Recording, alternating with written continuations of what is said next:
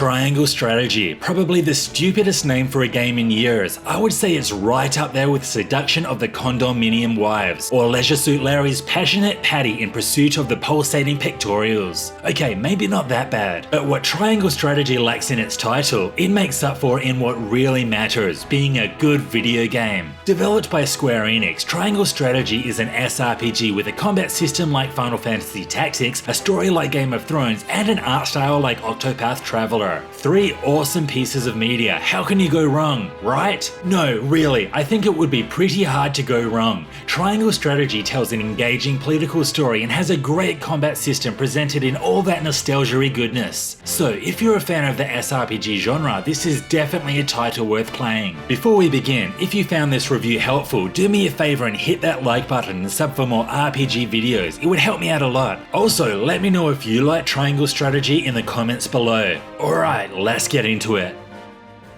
Storytelling is a huge focus of Triangle Strategy, and for the most part I felt that it was very well pulled off. The story is full of politics, war, betrayal and love, you know, all that good stuff. If you want a strategy RPG focused purely on gameplay, then you may struggle a bit with Triangle Strategy, as there will be times when story battles are over an hour apart due to narrative development. Each chapter has several main story scenes, optional scenes, and character-specific scenes that flesh out their personalities and backstories. Sometimes you'll be hit with a load of these to watch, which can be very time-consuming. I was never about to skip them though, as I always wanted to know everything I could about the world and the main cast, even if most of them were pretty generic. Triangle Strategy takes place on the continent of Nostagiaey, 30 years after the Sultan War. This war was fought between 3 nations, Glenbrook, Aesfrost, and Hyzante, over the resources salt and iron. Since the war ended, there has been relative peace between the nations, but you guessed it, shit's about to go down in Triangle Strategy. You play the role of Serenoa, member of the Wolffort High House in Glenbrook, and it doesn't take long for him to get caught up in a new political conflict between the nations, all surrounding the trade and monopoly of salt. Alright, I hear ya. Did you say salt, like table salt that you put on your fish and chips? Yeah, that were my first thoughts exactly, but it turns out that salt has a lot more use than making your food taste nicer, and this is something that the game will eventually go into. Personally, in games, movies and TV series, I always have trouble keeping track of who is who, especially when it comes to complex political stories like Game of Thrones, or this. One small feature that I absolutely cherished was the ability to view basic character profiles when they're speaking. Every single game ever needs to do this. So, Triangle Strategy tells a highly engaging political story with some great moments, but I think the most impressive thing about this is the many paths that you can take. Stand back, the both of you. No, we fight together. I brought this upon us through my indiscretion. Pray allow me to help. My lady. I am a teacher of the arcane arts, and Frederica is a most apt pupil. I can assure you we shan't be a burden. There are several key points in the game that requires Serenoa to gather his allies to vote on which path they should take moving forward. This is all done through the scales of conviction. Let's take a look at the first major decision you have to make. You need to decide whether your group will travel to Hyzante or Aesfrost. Your party members will have their thoughts on what should be done, but as the leader, Serenoa can sway them to vote differently. This can be done by choosing a certain dialogue option when conversing with them, some of which require you to unlock through talking to others when exploring the town maps. Serenoa's conviction stats of utility, morality, and liberty also play a part in this system, and these changed based on his actions throughout the game. It is worth noting that these stats are completely hidden in the first playthrough, so I just played through the game without giving them any thought whatsoever. These decisions that you make are all very significant, some having a huge impact on future events, endings, story battles, and the characters that you can recruit. This is a pretty revolutionary mechanic, however, I never had any trouble convincing the majority to side with what I desired, so in that regard I would have liked this system to have a little more to it. That aside, some of the decisions you have to make are very difficult, which takes me back to the struggles I had with some of the Mass Effect decisions. But while some are hard, others are no-brainers, like like when you had the option to surrender an ally to the enemy. Seriously, what jerk is going to choose that option? This scale of conviction system is so effective because I was so invested in the story, which made me really want to see how everything could unfold. At one point, your party will split up for 3 different tasks, and you basically get to vote on which path the majority will attend to. After this chapter, you are told the outcomes of the other paths, but obviously without actually witnessing what happened. There are some absolute bombshells dropped here too, and this really made me want to know what went down on the other paths. Playing triangle strategy multiple times is crucial if you want to experience everything this story has to offer.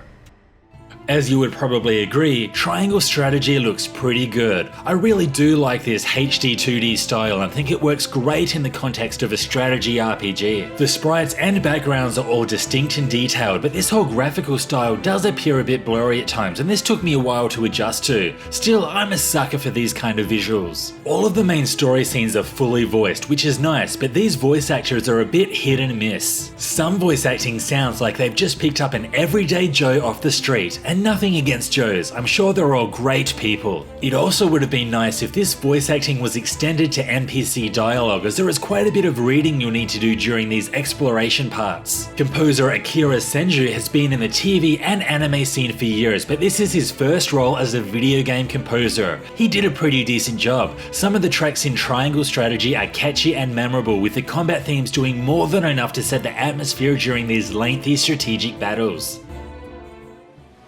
Triangle Strategy's gameplay is exactly what you'd expect from a strategy RPG, offering very little to set it apart from other titles. Characters and enemies take turns on a grid-based battlefield where victory is usually achieved through defeating all enemies before they defeat you. Aside from attacking, each character has a range of unique abilities to use, which cost various amounts of TP. This needs to be managed strategically, as you only regain a single TP at the start of each turn. Despite the lack of innovation here, this combat is still a lot of fun and a really good challenge. For me, this difficulty was perfect, and this is something so rare these days. You start by choosing 8 to 12 units for battle, with each character offering something unique. While certain characters are a lot more useful than others, each will bring something advantageous to the table, even if it's in a very specific situation. Battles aren't limited to just story missions. Each chapter will unlock a new mock battle scenario that can be initiated at the encampment. These battles are a great way to level up your characters and earn some extra cash and materials needed for upgrades. And while it is possible to grind as much as you want, you won't be able to get over leveled by doing these mock battles over and over again.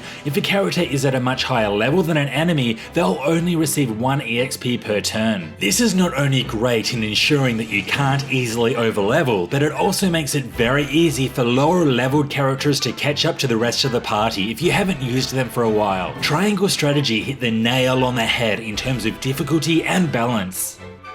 For a game that offers so many significant choices in the story, I really would have liked to see more choice in character customization. While the characters themselves do play very differently, your choices in actually upgrading them are very limiting. For starters, Triangle Strategy features your typical class upgrade mechanic, but there is no choice here whatsoever. Each character has 2 class upgrades, and that's it. These do provide a slight stat increase and unlock abilities, but there is no choice here, and this felt like a missed opportunity. Aside from 2 accessory slots, the only way to actually customize your characters are in their weapon upgrades. Each character has 3 tiers of weapons, each providing access to multiple skills that can be learnt. Most of these simply upgrade your stats or provide boosts to your abilities. Now, due to the scarcity of materials and money, it is very difficult to upgrade everything on a single playthrough. By the end game, I ended up unlocking 2 or 3 skills within the first 2 tiers and a single skill in the 3rd tier for each character. So in this respect, you will have to put some thought into which skills and stat upgrades would be most beneficial. But this is the extent of the character upgrade mechanics, and I felt that this was the weakest part of the game.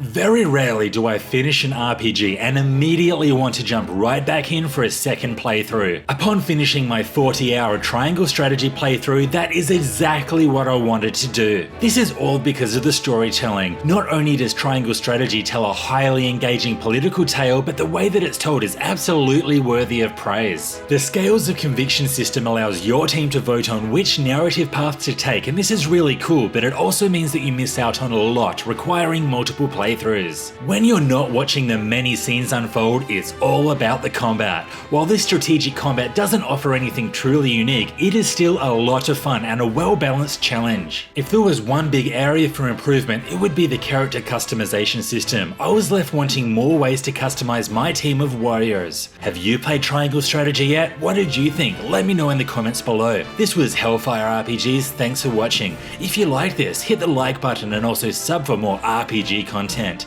See you next time.